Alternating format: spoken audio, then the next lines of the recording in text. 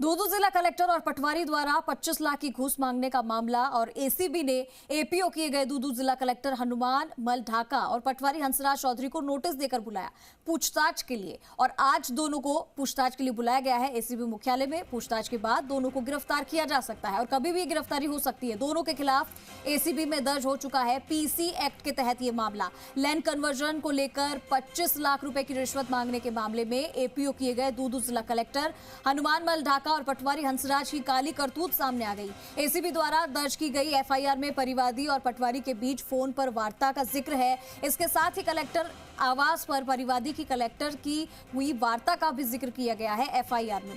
तो एफआईआर की exclusive copy सिर्फ जी मीडिया के पास है और ये कॉपी हम आपको लगातार टीवी स्क्रीन पर दिखाएंगे। ये देखिए आपके सामने एक टीवी स्क्रीन पर एक एफआईआर की कॉपी आई है और ये पूरा मामला दूदू अजमेर हाईवे पर 204 बीघा जमीन से जुड़ा हुआ है, जिसमें अब कई घोटाले सामने आए हैं और साथ ही 25 लाख रुपए मांगने से ये मामला जुड़ा हुआ है। घूसखोरी का ये मामला जिसके एफआईआर की कॉपी सिर्फ जी मीडिया आपको दिखा रहा है।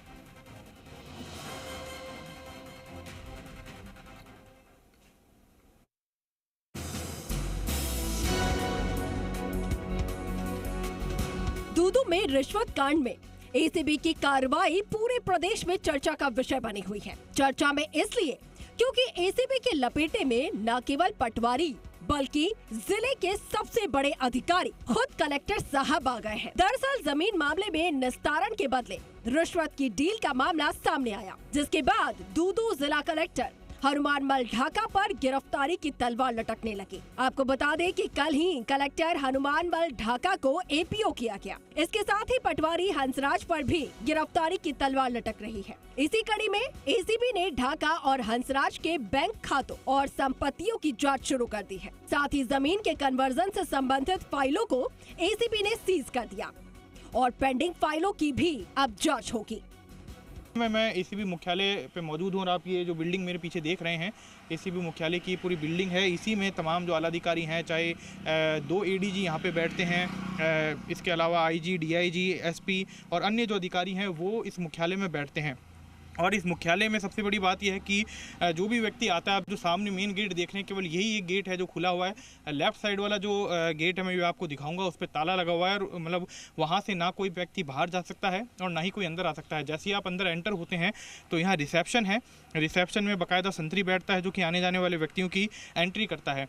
अंदर ले जाने से पहले मैं आपको साइड में जो एक दूसरी बिल्डिंग है जो कि इससे इंटरकनेक्टेड है, वहाँ आप देख सकते हैं वहाँ जाने का जो रास्ता है उसको गमले लगा के ब्लॉक किया गया है, यानी कि कोई वाहन वहाँ नहीं जा सकता और मतलब किसी भी तरह की कोई एंट्री इस गेट के अलावा इस बिल्डिंग में और कहीं से नहीं हो सकती। आप देख सकते हैं यहाँ पे गमले लगा के इसको ब्लॉक किया हुआ है। यही वो बिल्डिंग है जिसमें तमाम जो आलाधिकारी हैं वो बैठते हैं और यहीं से तमाम चीज़ों की मॉनिटरिंग होती है। और इसी मुख्यालय से अगर सूचना लीक हुई है तो बहुत बड़ी बात है, ये गेट आप देख रहे हैं ये बंद है, इसमें अंदर ताला लगा हुआ है, जैसे कि विजुअल भी हम दिखा रहे हैं। ये इस बिल्डिंग से इसको इंटरकनेक्ट करता है। इस बिल्डिंग ये जो गेट आप देख रहे हैं केवल इससे भी लेफ्ट साइड जाने की परमिशन है। अंदर बाकी जो गेट हैं उन पे तमाम पे ताले लगाए हुए हैं, यानी कि इतनी सुरक्षा यहाँ पे है कि कोई भी बाहरी व्यक्ति का हस्तक्षेप नहीं हो सकता। ये बाकायदा संतरी बैठते हैं जो कि एंट्री करते हैं यहाँ पे आने जाने वाले लोगों की। आप रिसेप्शन देख सकते हैं और ये गेट जिसकी मैं बात कर रहा था कि आप देख सकते हैं इसमें जो ताला है वो लगा हुआ है, यानी कि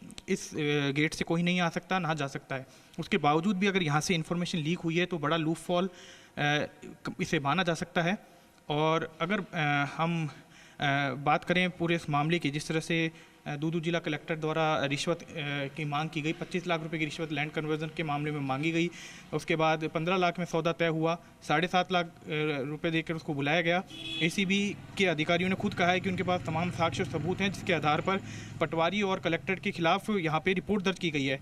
लेकिन एसीबी का ट्रैप क्यों फेल हुआ, इस पर कोई भी अधिकारी कुछ भी खुलकर बोलने को तैयार नहीं है, ना ही किसी तरह का जवाब उनसे देते बन रहा है।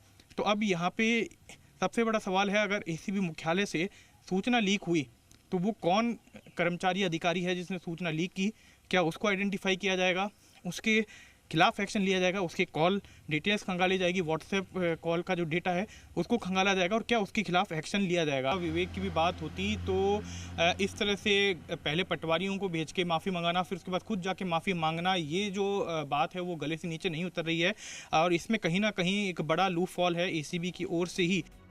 लेकिन इस कहानी में बहुत इसलिए क्योंकि एसीबी ने तो रंगे हाथों ट्रैप की कार्रवाई की थी, लेकिन कार्रवाई से पहले ही कलेक्टर साहब को भनक लग गई।